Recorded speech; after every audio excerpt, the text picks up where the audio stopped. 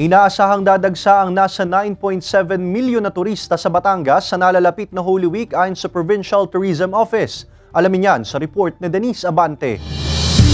Muling inaasahan ng Batangas Provincial Tourism and Cultural Affairs Office o PTCAO ang pagdagsa ng mga turista sa lalawigan ng Batangas. Sa tansya ng PTCAO, nasa 9.7 million ang tourist arrival ngayong paparating na Holy Week at sa tag-init. Nasa 30% raw itong mas mataas kumpara sa naitalang kaparehong season noong nakaraang taon.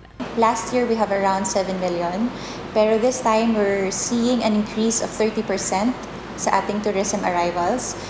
We got this figure kasi for the last 3 years from 2021, we've been seeing an annual growth of 30%.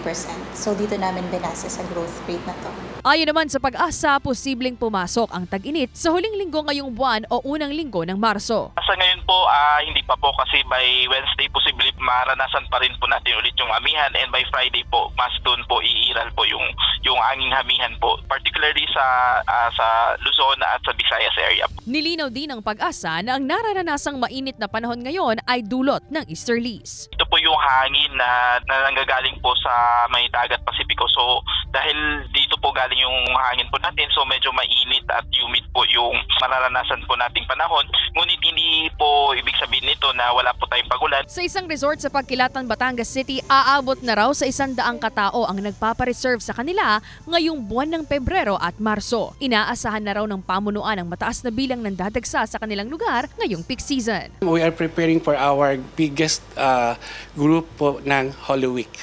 And normally po, maabot kami ng 300 plus. At amin pong hotel ay napupuno po in a week, puno na po yan. Nag-ano kami ng advance bookings. Ayaw naman namin silang i-reject because we want to serve them as much as we can. Handa na rin daw ang mga lifeguard na aalalay sa mga bisita. They are well trained. And then ang atin pong swimming pool ay ready din po kasi salt water din po siya. And then we encourage people po na maligo sila sa umaga kasi sa mahapon po lumalakas yung dagat. And then safety-wise kami po ay ready lahat. Even our staffs are ready naman po to help them. Isas ay pinagmamalaki sa Batangas ang magagandang karagatan at pasyalan sa lalawigan na siyang dinarayo ng mga turista.